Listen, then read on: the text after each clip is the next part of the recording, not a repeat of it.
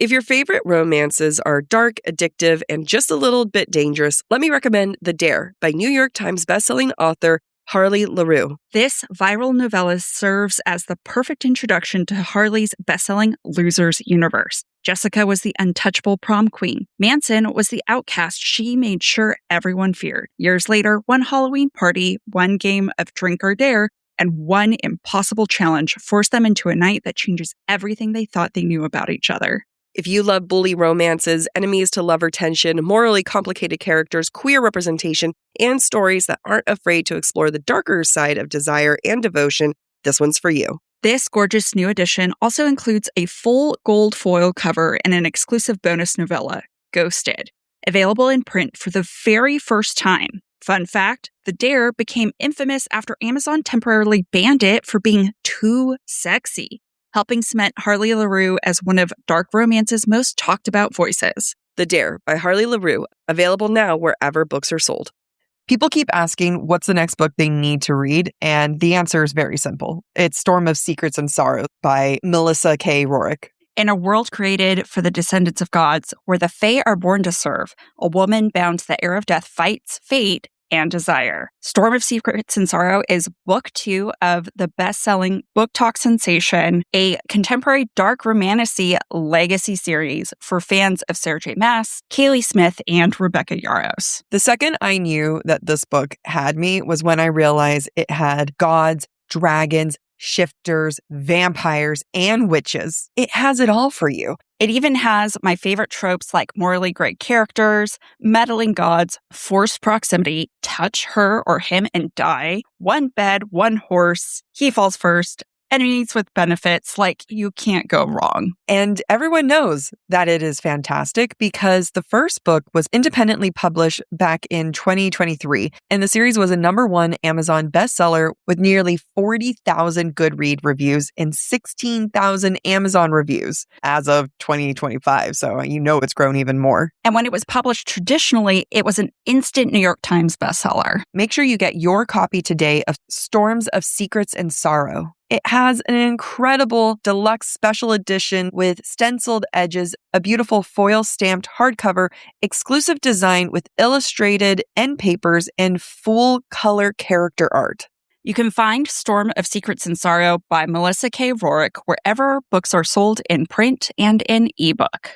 I have been looking for a romantasy series that is packed with top-notch world building, unforgettable characters, and enough emotional damage that's going to make me think about the book way after I finish it. Fortunately, there is Tempest of Wrath and Vengeance by New York Times bestselling author Melissa K. Rorick. Tempest of Wrath and Vengeance is the third book in the crazy popular legacy series, and it's got dragons, fae, vampires, gods, witches, and all the possible magic that you can think of, all colliding in a world that has both high fantasy and modern technology. And if you're like Jack and I and you are obsessed with collecting beautiful books, Tempest of Wrath and Vengeance has a deluxe special edition with stenciled edges, foil case stamping, illustrated end papers, full color character art, and exclusive bonus content you can't get anywhere else. Don't miss Tempest of Wrath and Vengeance by Melissa K. Rorick, available wherever books are sold.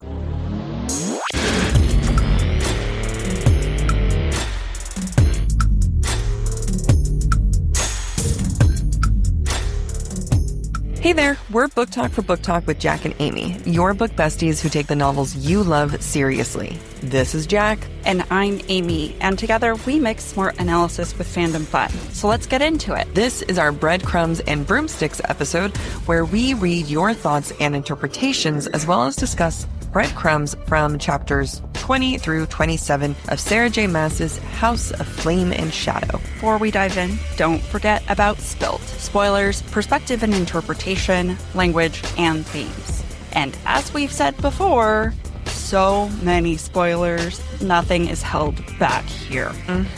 If you would like more information, please go back and listen to the start of this week's episode. And if you want to submit your thoughts for a Breadcrumbs and Broomsticks episode in the future, make sure to follow us on Instagram where we collect listener submissions. Now, if you are watching the video or listening and thinking, hey Jack, why do you look like a ghost still? And why do you sound like one? That's because I am still in Kentucky, visiting my mom. What things have changed since then? Well, I cut my finger and needed stitches. And if I didn't have fake nails on, it would have gone to the bone.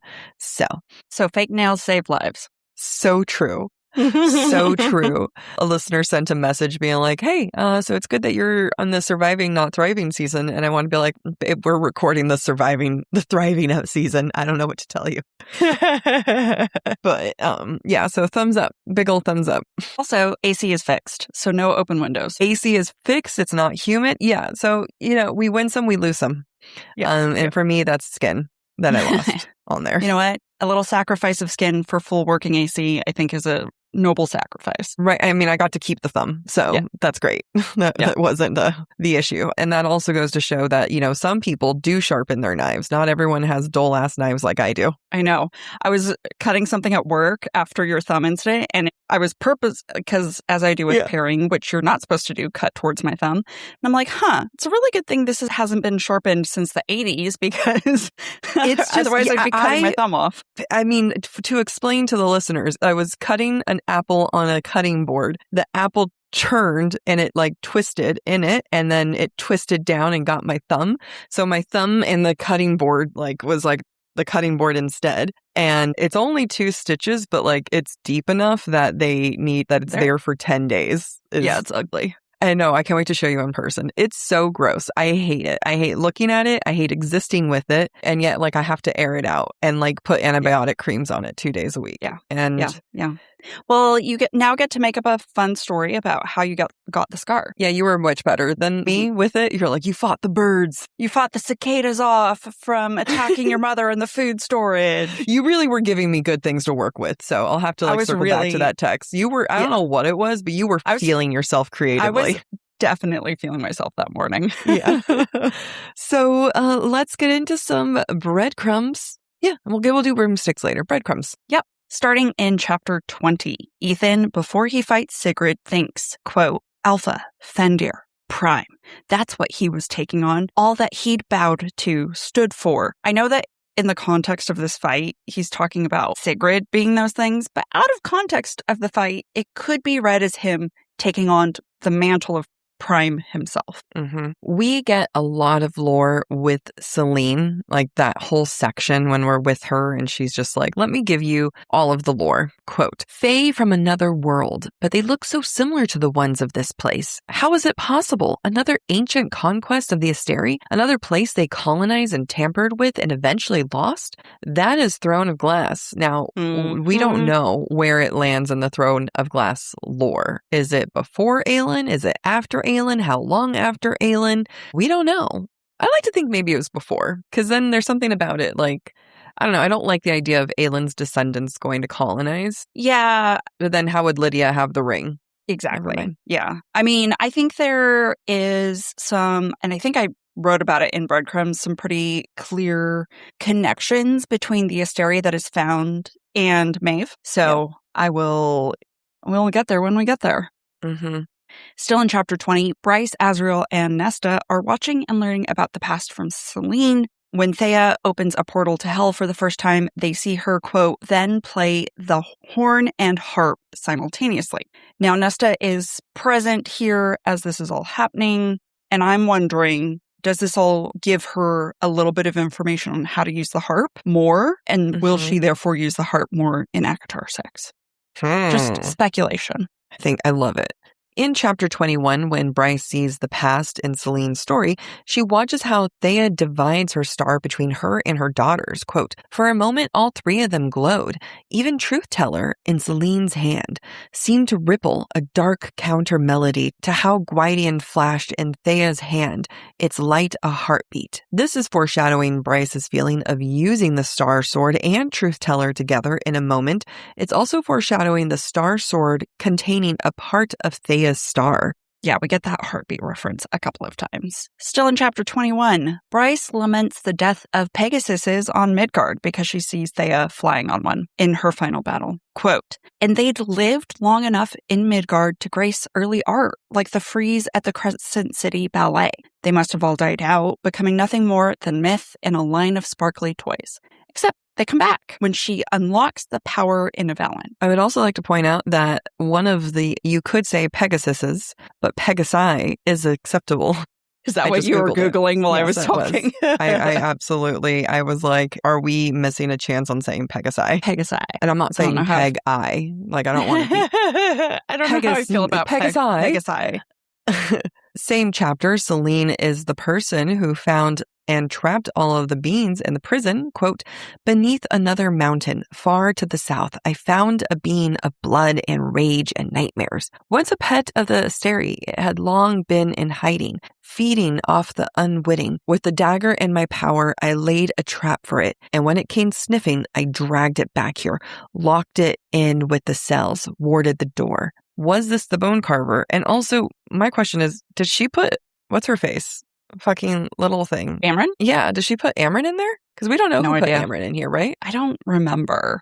I guess it could have been Amryn because I think she got trapped in there. Actually, maybe it is Amryn and not the bone carver then. I originally thought bone carver, and then I was like, what about Amryn? Wasn't she in here? Yeah, because that's right. Someone got trapped, like tricked into it. Mm-hmm. It's not Lanthus because Cassian did Lanthus. Correct. Amryn went in at one point because by the time she got out, she'd heard a mass exodus had happened.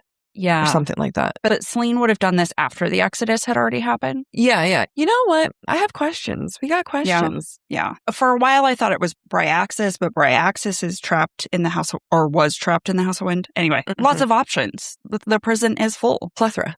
Continuing that theme, quote, one after another, I hunted monsters, the remaining pets of the Daglin, until many of the lowest rooms were filled with them. I do wonder, because it is rumored that a female warrior trapped Koschei at his lake. Is Selene the one who trapped him at his lake because she could not bring him back? Yes. In chapter 22, Rigelus wants to take Hunt's lightning for a project, and Hunt asks why. Quote, your lightning is a gift, Athalar, Rigelus continued, a rare one.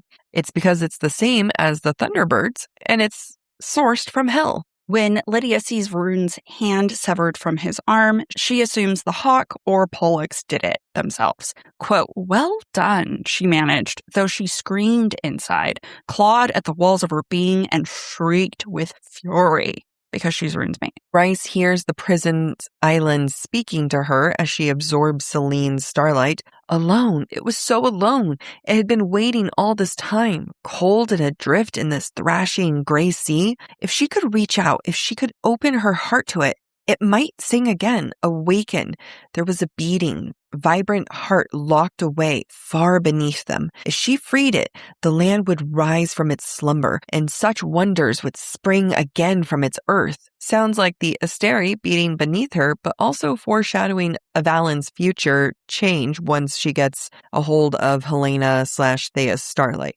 But what if there is another heartbeat under the Asteri?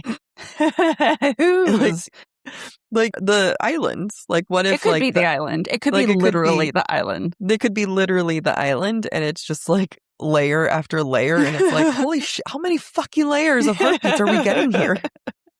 I was reading something the other day that was like, how do I kill my husband? And really it was about Sims, but someone answered it like it was real.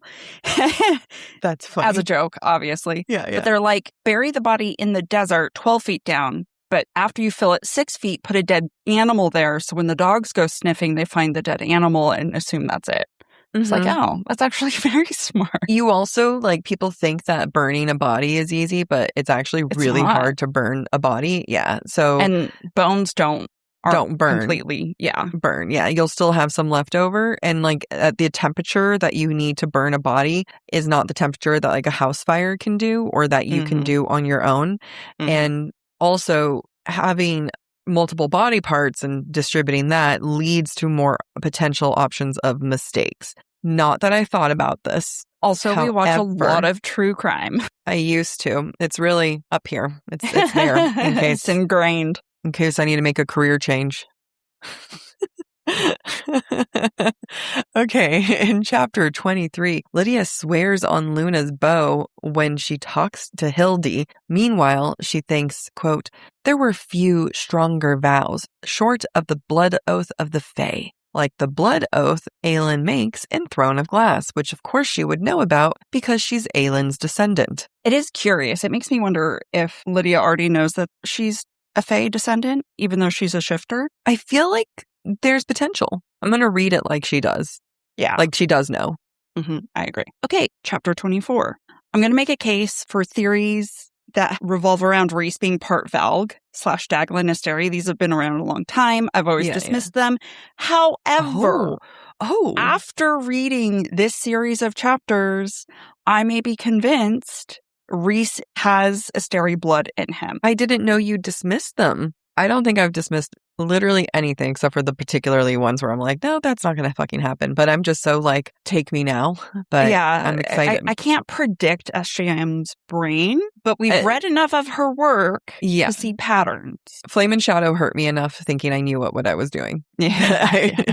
But there are clues. I think there are. I could be wrong, but here, let me feed the fire. So this is how Vesperus is described when Bryce first sees the Asteri. Quote, Bryce had never seen skin that pale. It glowed like a full moon. Her dark hair, it was too dark somehow. It didn't reflect the light at all. It shouldn't have existed in nature. Now, of course, all of these things speak to evening, night, which aligns with her name. Vesperus is the evening star. Vesper in Latin. It's also like evening benedictions in Catholicism. Like, anyway, whatever, doesn't matter. However, her description is a near match to Maeve in Throne of Glass, who is raven-haired and moon-white-faced. I'll get to her eyes in a moment. This is also how Selene and Helena appear. Their parents are both described as having fair hair, but somehow they both, or at least Selene, is dark as night. So I pose a question here, but I will continue to discuss clues in a little bit. No, I'm on board. Could Selene and Helena have potentially been hybrid children of the Asteri? Like any good High Lord, we have responsibilities. A quick break. I have a confession, Amy. And what is that? I wear makeup to the gym. My God.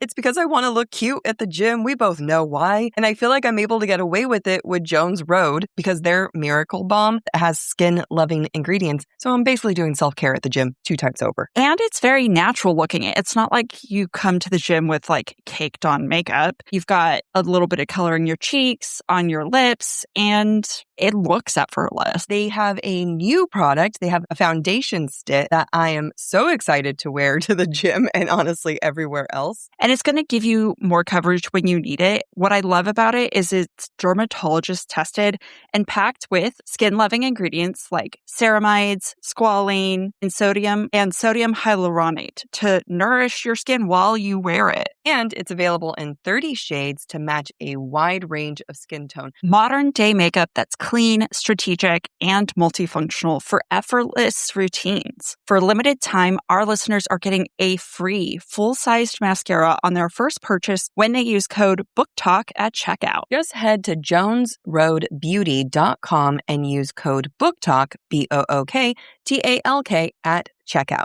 Please support our show and tell them how our show sent you. I know that in theory, but I don't know that we know this for sure, Thea had her children after the Asteri defeat, but Thea and Finn had been together before the Asteri defeat. Could she have been pregnant already? What about the fact that Vespa raised Thea? Yeah, exactly. So it makes sense that she would be like, hey, let's manipulate you and put something in you. What if Thea herself is part Asteri? What if she was like Vesper's in vitro fertilization baby? Just saying. Yeah, I have a funny joke I heard online. Is it okay? Sorry, it has to do like in vitro baby, and it's like some comedian was like, I don't understand why people knock on lab grown diamonds. Like it's a real diamond. You don't go to a baby made in vitro and say that's not a real baby. It was made in a lab. That's true. Yeah, that's all. True. Okay, still in chapter 24, Vesper's eyes are described as, quote, a crushing blue. They glowed. Who else's eyes are described as crushing blue in this series? Ruhn. Ruhn's eyes are described as a crushing blue. Who does Ruhn look like? Ruhn looks like Rhys, who has violet eyes. So blue that they are violet. So we're going to assume they have the same sort of color of eyes. So arguably, Rhys may have the same color eyes as Vesper's, whose eyes and Rhys's eyes have been described like Maeve's, violet. Yep. So alternatively, if not Thea being part Asteri and her children being part Asteri, Illyrians were made by the Asteri, or Illyrians part Asteri, hence like their sources of magic and having to channel their magic through stones. And because Rhys is part Illyrian through his mom's line, and she left her ring with the Weaver, which is also probably an Asteri pet or whatnot. Does she know her heritage? Or is that how he has Asteri in him? Anyway. Yeah. I mean, there's been a lot of connection of Maeve and all of them being Asteri since they were banished. And there's lore about how one of the other worlds banished the Asteri also. And then, we think that's Throne of Glass. Yeah, in Throne of Glass. So then if you have like, okay, if Maeve is potentially Asteri and it's been long established that Ruhn has a lot of similarities to Maeve, then Rhys, yeah. And then, like you said, like this is online. We've seen a lot of things online talk about it. I'm happy that you're bringing in these receipts because I'm like, oh yeah, actually, those make sense. I'm on board. I love it. Thank you. Yeah, big fan. Okay, she just has to address some of this shit in this next... Like, don't fucking do this to us, SJM. She said at one point in her Color Daddy interview that there was something that just connected so well that it felt like a greater being or something beyond her is the one that made that connection. And she writes with crystals next to her. So, like, I need to look at which crystals she writes with. Tell us your secrets, SJM. Yeah, I'll put pillars of crystals around me. Seriously. Get like a laptop case built out of the crystal. Jeez. I know. Okay, so same chapter. Bryce thinks of as, quote, he must have had some sort of starborn blood in him. Then a distant ancestor, maybe? Or maybe his possession of the knife somehow allowed him to also bear the star sword. Oh, that was my note. I didn't think beyond other than book 6, baby. Yep. Similarly, the Asteri asks Azriel, quote, to slay me in my sleep? Or was it that traitor Enelius? I see that you bear his dagger as his emissary or his assassin. The words must have meant something to Azriel. The warrior let out a small noise of shock. I imagine it sounding like, hopefully we get more answers to this in book 6. It did make me wonder. I don't know that we know how Azriel got Truth Teller. Is it possibly a family heirloom? And does that mean he is a direct descendant of Enelius? No. In chapter 25, Vesperus climbed out of her sarcophagus, quote, Bryce twisted to the coffin in time to see the Asteri slowly climb out like a hatched spider. This was your note, because I remember you were like, wait till I have something to say about it, so I won't take it. So Maeve in Throne of Glass, specifically Heir of Fire, is often called a spider. She's described as a spider. She is also the mother of the Stygian spiders in the Throne of Glass series. Yeah. SJM does not use imagery to describe someone unintentionally. Like, we've seen it with Nesta in the flame description. We've seen it with Feyre in the doe description. Like, to describe her like a spider is intentionally linking her to other spider-like characters. Very true. Very, very true. In the same chapter, Vesperus takes a seat to talk to Bryce and, quote, picks at an invisible speck on her golden silk gown as she settles herself into a proper seated position. This is very similar to Rhys. She definitely knows what she's doing. What's interesting is, like, she's also done this to other characters in general, like not just Rhys, but at the same time, I feel like those other characters were like before this became such a Rhys-like thing. Yeah. Before we like attributed it solely to him. Yeah. All right. We're still in chapter 25. Bryce learns that the cauldron is a kill switch for the world of Prythian, which we knew from Wings and Ruin, and that the Asteri, quote, gave many worlds kill switches to protect our interests. She said it with such calm, such surety, foreshadowing the end of the book and how the palace / First Light core in Midgard is the kill switch for Midgard. And I'm sure in Throne of Glass, one of the things in there was the kill switch that we already encountered. Probably. Like, I don't know what though. I don't know what kind of like Off the dark stone. I don't know. But it's like, if I knew more, and other people who are smarter than me online have probably identified the kill switch in Throne of Glass world. Well, it's very possible that they learned from the mistake of Throne of Glass and never put in a kill switch. Thoughts?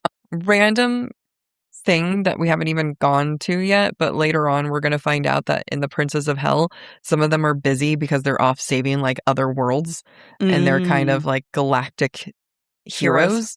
Yeah, and very Guardians of the Galaxy of them. Yeah. I just want to know one of them is like the other SJM series that she wrote and completed but hasn't published. Yeah. Like, give me that. Okay. The Asteri tells Nesta, quote, use the crown that maid scum over there possesses. Vespris nodded to Nesta. You could forge a path to enact your vision by clearing the minds of those before you.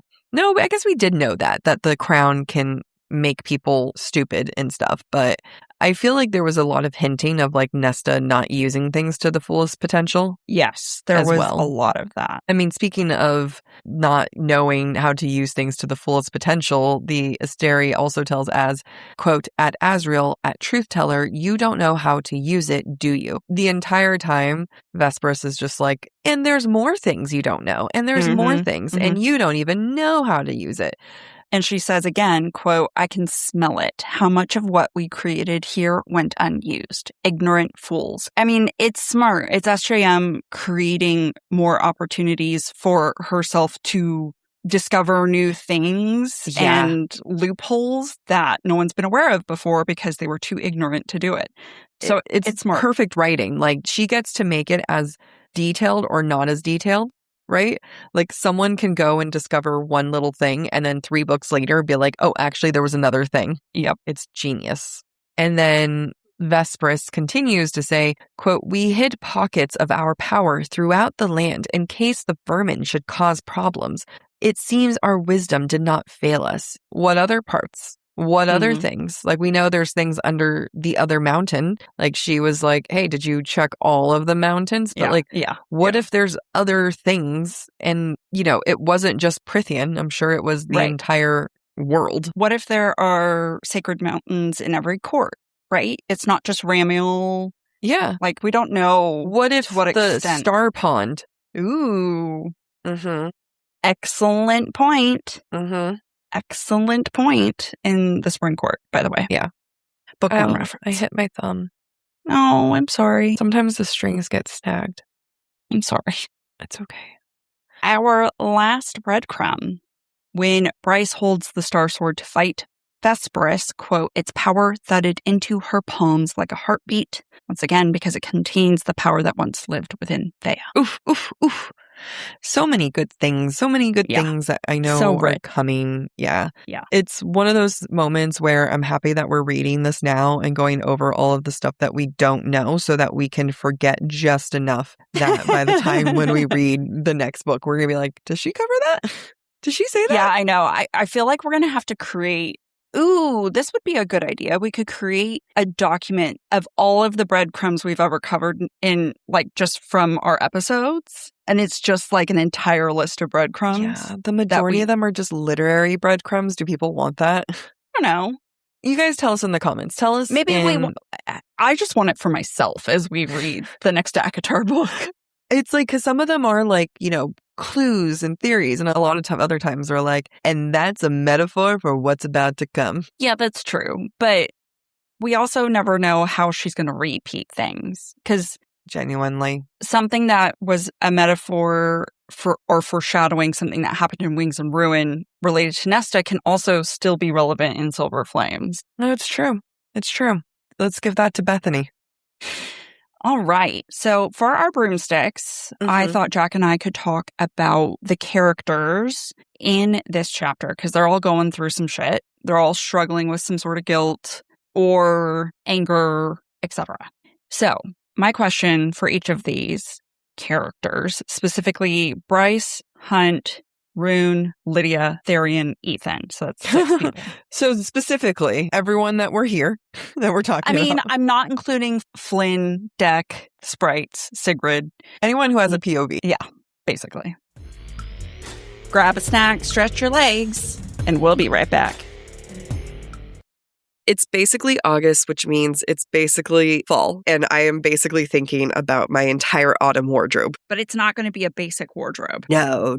It's going to have absolute amazing classic staples from Quince that's going to have ultra soft organic cotton, premium cashmere sweaters. It's a whole vision I have for myself. The best thing about Quince is you can get those timeless staples at 50 to 80% less than similar brands. Quince also has, get ready for this, premium stretch denim starting at just $50. I mean, I'm telling you guys, like, it's the perfect fit. It has structure to it, and it also has exactly what you would expect from a luxury designer brand, but it's only $50. And they're so affordable because they work directly with ethical factories and cut out middlemen. So basically, you're paying for quality, not brand markup. And it's not just apparel. Quince also brings that same everyday elevation to everything they offer, from hotel quality bedding and bath to kitchen staples and thoughtfully designed furniture. Upgrade your everyday. Download the Quince app for app-exclusive offers or go to quince.com/booktalk. Get free shipping on your order and 365-day returns. Now available in Canada and the UK too. That's QUINCE.com/booktalk. BOOKTALK. There will be absolutely no gatekeeping here. We need to tell you about Rebel, the one place where you can get some incredible brand names for up to 70% off. The thing about Rebel is you don't have to choose between the brand you want versus the price you want. You get both. It isn't a knockoff. It's a real product just priced the way it actually should be. Rebel offers so many incredible products that I have spent the last, I'd say, 20 minutes just scrolling, knowing that I can shop from brands like Ninja, KitchenAid, and even Dry Bar. My hair is going to look good. The most important thing is it's not a static sale. There are new finds dropping constantly. And once the inventory's out, it's out. You got to get on it, people. Your next favorite find is waiting at FromRebel.com. That's FROMREBEL.com. Top brands in home, baby, and outdoor. Up to 70% off. Go check it out before it's gone. What is the level or version of morality each character is judged by in these chapters? And are any of them objectively right or the most moral? I feel like we're about to go into philosophy, and I always wanted to take philosophy classes, and we never did. We just kind of like touched on it because I want to know like Kirkorov or something like that. There's Chekhov? Chekhov, something. There's a bunch of philosophers, but they go into the concept of what is morality, right?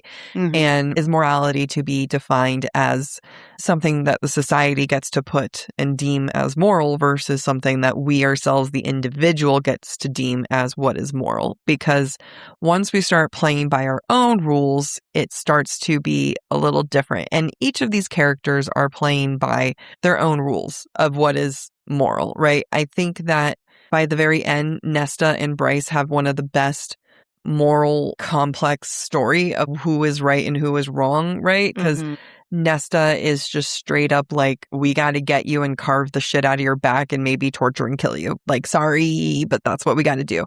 And then Bryce just straight up steals their swords and stuff, which, like, honestly, I don't think that's like morally the worst thing. But at the same time, she's leaving and saying, I promise to not snitch. But she can't guarantee that either. So those are my favorite because, you know, it's easy for us as a reader to say all's well that ends well. So there's like no moral issues going on here.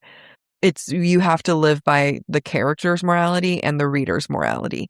And then honestly, SJM's morality. Yeah. And well, because this is coming after Silver Flames, I'm sure SJM assumes most readers have read Silver Flames. We understand how Nesta thinks. We know Nesta has a very strong sense of right and wrong. It doesn't mean she always acts in a way that is morally correct, but we can see where she's coming from when she's like, if we have to carve the horn out of your back, we're going to carve the horn out of your backs. No questions asked. We understand her motivation to keep the world of Prithian, safe. We also understand Bryce's need to get home, to save her people, to save her world. Mm-hmm. I mean, if you equate it to the real world, like, who's to say if I have the ability to save my country from nuclear disaster, but it puts yours into, like, risk of nuclear disaster, and you're trying to save your country, like, who's right? And is that first country obligated to help the second country? I mean, when you look at the larger hypothetical, then like, yeah, morally, we all are obligated to help one another. But if it's putting the lives of your own people at risk who are currently recovering from a war, why are we expecting them to gather their own troops and risk their own lives for an entire world that they've never met and have no idea about and could just close it up? Morally, that's not right. In the sense of like, you should want to be able to help. But at the same time, morally, they're saving the lives of their own people. So that dynamic, that story is the most complicated and the most complex. And I think it's the one that makes readers feel the most uncomfortable. And people just respond with anger of like, this is stupid. I don't like, that's not how this would play out. That's not what Nesta would do. Yeah. I agree. I think it is so much easier to cry wolf than it is to sit in the discomfort of, I don't know what I would choose in this situation because I don't know that I have the ability to save both. This is the variation of the trolley. Right. It is a trolley problem. Trolley problem is if a trolley is on the loose and you had to choose to save, what was it, one person versus three people? Yeah. Something Is like it that? like there's a bunch of people on the trolley and you're trying to steer the trolley to safety, you can either run over a child in the road or you can swerve to save the child, but you're going to crash and kill everybody else in the trolley. What do you Sometimes choose? it's not a child when people give an example. Sometimes it's not a child, Yeah, but like yeah. that's the example I was given the first time I heard it. Yeah, but it's like, do you kill one to save three or do you kill three? Like, and it's like easy to say, oh, you kill one for the greater good, right? But what happens when it's not one? What happens if it's a bunch? And yeah, it's a more extreme trolley. And this is when I'm really happy not to be like a world leader. I chose not to follow that pursuit. I chose to deny myself that opportunity. It's true. It was altruistic. For the greater good, I decided not to follow the path of dictatorship that I know I could thrive in. Yeah, I don't know. Where do you stand on some of this? So when I wrote this question, I was actually really thinking about like Tharian and Ethan because they're so down on themselves. They view themselves as the crux of so many bad choices and so much immorality. And I don't know if dumb choices equals being immoral. I think it's choosing to be ignorant. I think it's choosing to not think of others, but I don't think that is inherently immoral. I think that is a maturity problem. I would love to counter that. Okay. Countered there. That's all, just countered. Countered. I mean, it's the same way that I would argue that the people who claim to be apolitical in our world, who will do a protest vote or go do something where they're like, I don't want to like know what's going on, or, at that point, but they're like, so they won't make an educated vote when it comes to like so many people's lives are at stake. Like Ethan and Tharian I'm just apolitical. I don't want to give any kind of like stance here or there when it's like, well, people are actually dying and are being hurt by policies that Trump / the Asteri are putting on, and so it's like you don't really get a choice on, like, there comes to be a certain point where if it's hurting so many people, and this is why I believe that SJM is truly making this a reflection to our world, because it's not just the Asteri or bad guys. You have humans that are battling, you have the resistance, you have people out there fighting, and humans who are not given equal rights, right? They're forced to enlist. And Tharian and Ethan choose not to engage at that point, in my opinion. But again, this is where morality is chosen by the individual. In my point, for me, that is a choice of morality of like, well, you've chosen not to engage. You're part of the problem. Yeah. So I don't disagree with you. I think in this collection of chapters, you can't blame someone for being ignorant if they don't know they're ignorant, right? But the second that they're aware of their own ignorance, that's when it becomes a morality issue. Agreed. And so for me, Ethan getting into this mess is dumb. Afterward, his choice to raise Sigrid from the dead, that's immoral. Right? Yeah. Because it is self-serving. It's not about Sigrid, right? Whereas Tharian, his choice is to defect and come be a slave to the Viper Queen. That was dumb. After Ethan helps him be free, he makes better choices. He chooses to help Safia. He chooses to lay himself bare at the River Queen's feet towards the end of the novel. He makes better choices. So I do agree with the point that it is immoral to choose ignorance. But I agree with you that it's not your fault for not knowing what you don't know. But the second someone points it out, it's up to you to know. Right. You have a moral obligation to find the information. And I think that's true of world events. Like growing up in China, there was so much about American history, especially civil rights history, that no information about that. Like when Black Lives Matter happened in 2020, at the height of it with George Floyd and whatnot, I was like, okay, I have a moral obligation to be more informed about what's happening about this. Yeah. There was recently a big thing on TikTok about this. I'm not going to remember the name and now people are going to be mad about me, but I did look it up afterwards, of this like atrocity that happened during the war in Iraq that the Americans did, and how there was a specific, it's like I know I'm not going to remember. I mean, in my defense, I don't remember most names, but it was now I have to look it up. Okay, so this is Abu Ghraib, and it's a prison that that was like around that time. And it was American soldiers debasing, abusing, physically, sexually, every horrible atrocity. That's what they were doing. And they would take photos and laugh and pose. And then during like 2005, 4, but like in the early 2000s, that's like one of the journalists broke it and it all came out and stuff. And someone was like ripping on someone else, being like, how dare you not? Like, how couldn't you know? Like, it was everywhere. I will admit I did not know, and I didn't know because my family are all very conservative Republicans. I grew up with Fox News in the background, and I literally never heard of it. And if it was ever mentioned, it was probably done in passing. And again, I don't know to go Google war crimes. You know what I mean? Like, I don't know to go look up like what war crimes. Now, the second it was out there, then I started looking it up and being like, okay, like what happened? Like, let me go research it. But, you know, circumstances and how you're raised, it does shape it. Yeah, it does influence. I grew up with a conservative family. They're not going to go and talk about that. Fox News wasn't covering that shit. Well, I mean, I was today years old when I heard about this because I grew up in China, conservative family. The only news I got about the Iraq war was through the People magazine that would come to us in China 2 months after the fact. Like, I know almost nothing.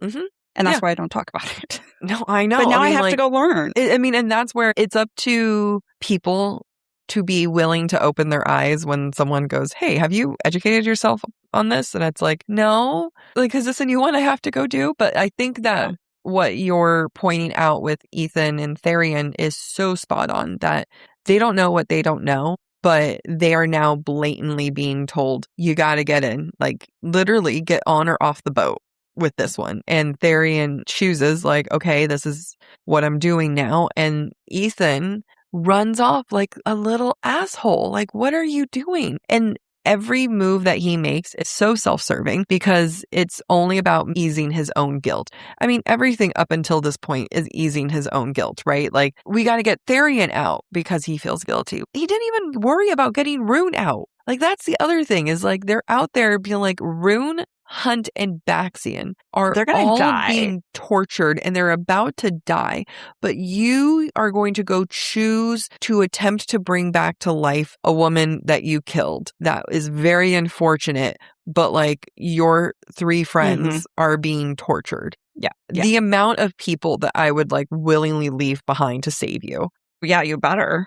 Fuck them. a heartbeat. Yeah. I would go like, I'd kill every Sigrid if I need to go get you. Like, I mean, it would be like, hey, you got to kill this person you've only known for 48 hours to go save your best friend. All right. Already did it. You didn't even finish the sentence. All right. Yeah. Already done. Already done. All right. Can we move on? Can we move out of here, please? Yeah. Kind of dovetailing off this conversation, I think it's a similar conversation is Ruhn and Lidia. Ruhn is judging Lidia so harshly because of her past actions. And I think to some extent it's because they both grew up in households that were just shitty, right? And Ruhn's like, well, I didn't turn out shitty. I'm a leader of the Ox. But he's also a party boy who doesn't do shit, right? He was resistant to even being an informant for Ophion in Sky and Breath. Whereas Lidia, despite shitty circumstances, despite shitty upbringing, despite being a pet of the Asteri, has been doing everything she can undercover to aid the good, while Ruhn was barely willing to talk to her via a mental bridge when they were both agents, right? So in some ways, Ruhn's judgment of her is really a judgment of himself, of like, he's not willing to admit she's done good things because it reflects poorly on him. Because how much good has he done? Totally. I mean, I feel like Ruhn is lashing out at Lidia in every sense of his anger at her, at his resentment of like that he has to see her be tortured in a different type of way, that like she's associated with the torture. I mean, to discover that the person that he loved is actually, you know, this woman who has done horrible things, but you have to ask yourself, okay, well then what good have you done if you're one of the highest spies in this organization? Like that is I mean, and I get it. Dumb boy. I can't expect him to have smart thoughts.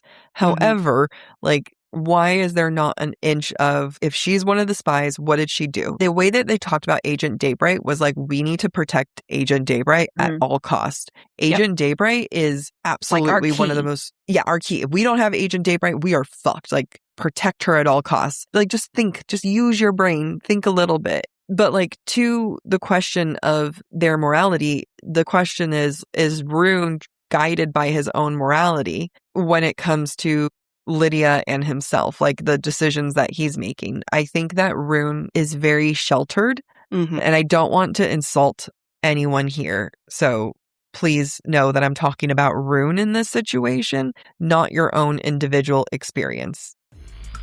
A brief visit to the House of Wind. Don't go anywhere.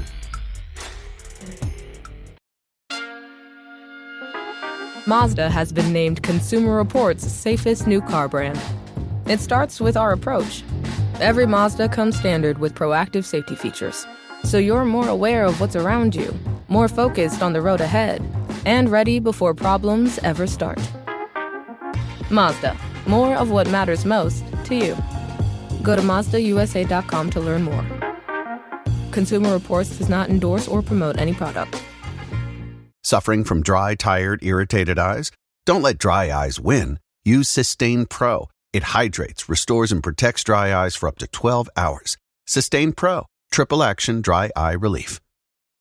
So in Ruhn's experience, I believe that he as a character thinks that he understands the world because he was abused by his dad, and that he understands the worst of the world, and that he is savvy with the world, and that he is like, you know, he gets it. He understands the world. He gets what hard life is because he was abused by his dad. Not that being abused by his dad doesn't mean that he doesn't understand difficulties, but this is the man who thought that he could withstand torture because his dad abused him. What he went through with his dad is absolutely horrible, but he also had this inflated sense of self of like what he's capable of doing. He has the job at the Ox because of his dad, because he's a prince. He, you know, went to Avalon and got a sword. And yes, it was a hard time getting the sword, but like, okay, you went on one hard little trip. You've never been to battle. You've never been to war. You've never been to the front lines trying to protect the humans.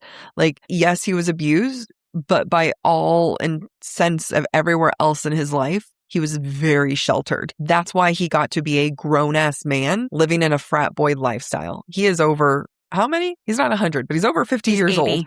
He's 80. He's 80 years old. Let's put that in perspective, guys. He is 80 years old, and he is living with gross-ass men in a gross-ass house, partying every second.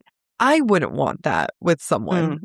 Even like if I do date someone younger than me, it's like, ew, don't be like living in a frat house. Like I've been there, done that. And I was 21. Like, yeah, I hope that makes sense. It's also to remember as early as Earth and Blood, which is what, a year ago, he was still complacent with his father. Yeah. He knows his father is a bad male, but was still complacent. So Ruhn really hasn't done a lot. This is a tangent. I'm actually more surprised he's not more reactive to the fact that Lidia appears as fire in their mental state. Because yeah, okay, he has PTSD, but he doesn't, obviously not that bad if he's not like shaken by the fact that Ancient Daybright is made of flame. And he was willing to touch her. Mm-hmm. He was willing to touch the flame. Like, so he wanted to fuck the flame. I'm not diminishing the abuse that happened to Ruhn. Yeah. But I'm just saying Lidia is so much more abused. Mm-hmm. Oh, absolutely. And I do think that Ruhn sees how insignificant his experience is and his contribution is compared to Lydia's. Agreed. And I think the women, like Anne Bryce, also shows how inconsequential he is. And I don't think he resents Bryce. I think he actually is like, hell yeah, you go do that. But at the same time, he also didn't talk to his sister for years because he slut-shamed her when she was a child.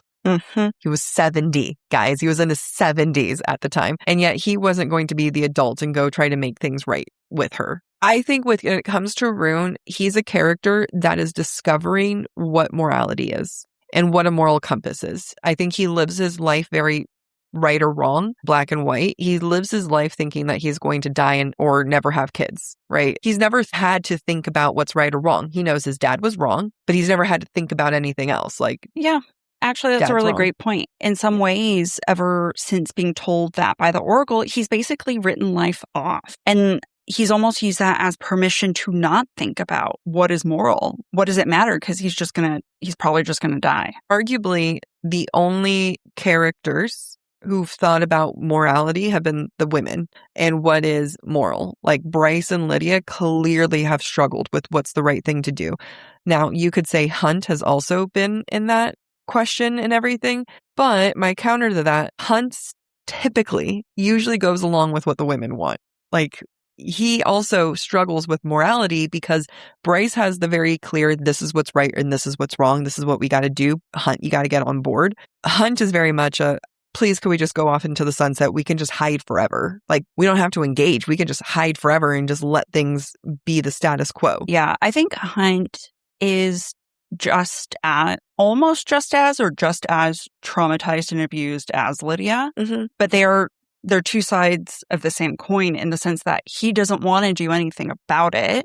He remains traumatized and lacks action and initiative, where Lidia is full on, I'm going to do whatever I can to make this right. And it's not just because of her boys. Like, that might be how it started. Like, she could have done bare minimum, but she's going full force and she's being sexually assaulted on the daily.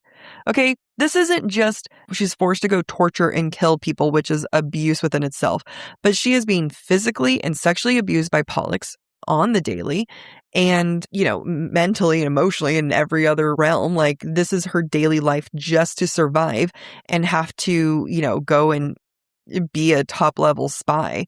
When you look at Lidia, when you look at Hypaxia, when you look at Jessica, when you look at Danica, when you look at Bryce, these women had lines in the sand of what is right and what is wrong. Each of them have to accept that in order to do something right, unfortunately, they have to do something wrong and hurt people.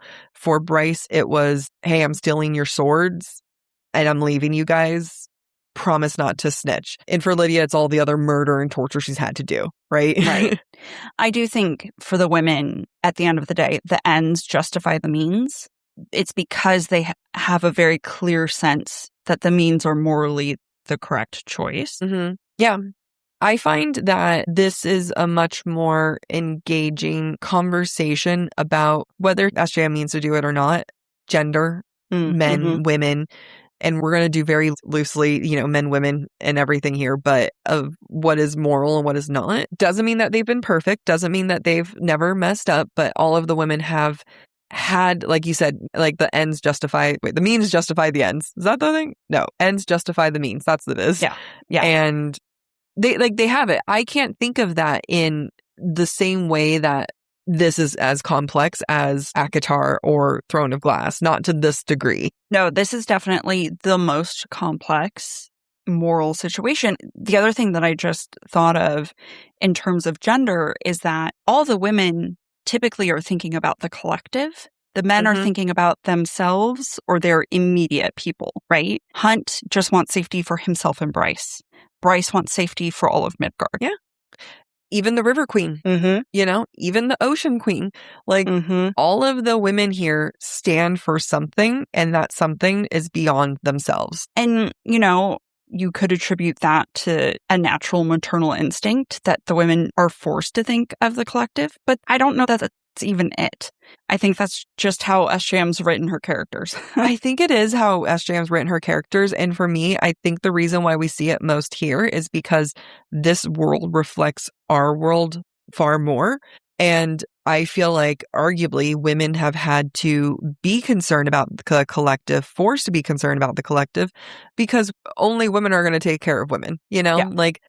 Who was going to go out there and fight for the right to vote? It was the women. Yes, some men joined, but they're not going to go and start the conversation. No. Women are the ones who've had to like sit here and go like, yeah, I need to take care of you. And this is also why, like, you know, when you go into more modern day feminism, why it's important to support, you know, queer women, trans women and everything, like, you know, be a part of the community, and that there is this like quote unquote girlhood that, you know, it feels good to be a part of. Like the only ones who've had our backs to this degree in theory are other women. So I think the reason why we see this divide so much so is because the men have the privilege. They are dealing with that privilege. You know, let's go back to the first book, and you had Hunt and his two accomplices who are trying to, you know, get out, like, you know, take down the Asteri. Down the Asteri. Isn't it the woman who gets locked up? Victoria's, she's the wraith who gets put in a box at the bottom of the ocean. She's still there. She's still alive. Nobody fucking thinks about her anymore. I was so she's still convinced they were going to go save her. I know. She's still there, guys. Like, but why did they do that to her and not Hunt? Because Hunt's a main character and we need him to continue. But like, but Justin, the other male, they just blood eagled him. Exactly. So they let him die.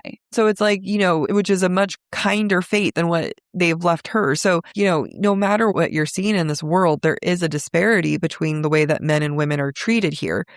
And because, again, I think it reflects our own world. So because of that, there is going to be more questions of morality, because the wars that we're seeing here, the crimes that we're seeing here, it reflects our world. Ours. Yeah. Yeah. It was a fun discussion. I know. Sometimes we amaze me. I don't know. Where I'm like... just in the sense of like, oh, wow, like that was a genuine fun discussion.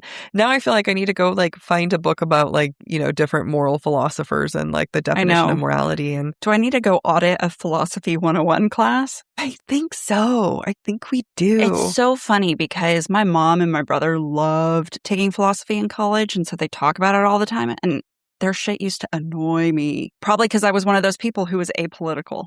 But now I'm like, I do want to know this. The thing is, they are annoying. Not your family in particular, but philosophy majors. And I apologize to all the philosophy majors who are listening to this, but I think they'll attest to it. I'll let you guess which of my exes, now think about it, majored in philosophy, if you don't know it off the top of your head. But they're like the ones where it's like, he was very much like, when we got together, he was studying, I mean, now I'm giving it away, but he studied philosophy, and he was very much like waxing poetics of philosophy. And I would say something, and then he would just kind of like debate the philosophy of it and bring in all these like Russian philosophers or ancient philosophers to talk about it and stuff. That's where I was like, oh, philosophy majors who are actively like studying philosophy, or like, just let me have a fucking conversation. But now I love it. Now I'm into it. But can you guess which boyfriend this was? You met him. I know. I can't decide which one. I'm going to think. Yeah, I was. Yeah, okay. That little pretentious asshole. Yeah, well, I ate that shit up. Well, I hope you guys enjoyed that conversation. If you have more philosophical questions of that nature that you want us to debate, let us know. We could totally do a listener thoughts episode on this. Yeah, hold on. Someone sent us a photo. Might as well look at it. They say, thought of your all. Tiffany B just sent us something, and maybe you lucked out, Tiffany. favorite Archeron's summer. Everybody's getting watery bowels. Hey, if you're down and out with watery bowels because of the bacteria that's going on around right now, cilantro, I have a book recommendation for you. Yeah, I saw a carousel of someone like, if you're dealing with watery bowels, read ACOTAR. If you're obsessed with, what's the Norway guy, read A Fate Inked in Blood by Danielle L. Jensen. I was like, oh yeah, amazing. It was pretty funny. Yeah. All right, let's sign out.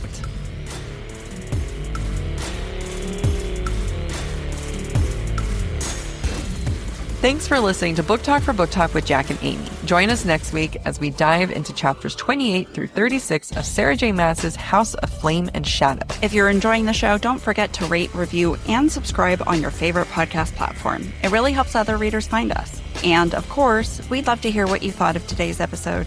Share your comments through our forum at booktalkforbooktalk.com, and we might feature your feedback in a future mini episode or in a Patreon exclusive episode. For merch and more ways to support the show, head to booktalkforbooktalk.com. You can also follow us on TikTok, Instagram, and YouTube at the handle Book Talk for Book Talk. Bye.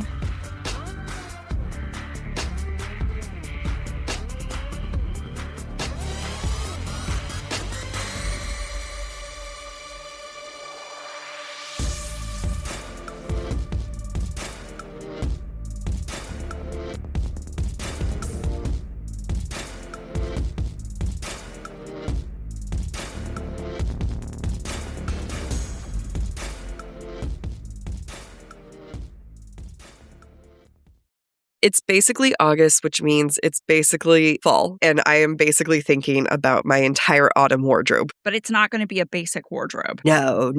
It's going to have absolute amazing classic staples from Quince that's going to have ultra soft organic cotton, premium cashmere sweaters. It's a whole vision I have for myself. The best thing about Quince is you can get those timeless staples at 50 to 80% less than similar brands. Quince also has, get ready for this, premium stretch denim starting at just $50. I mean, I'm telling you guys, like, it's the perfect fit.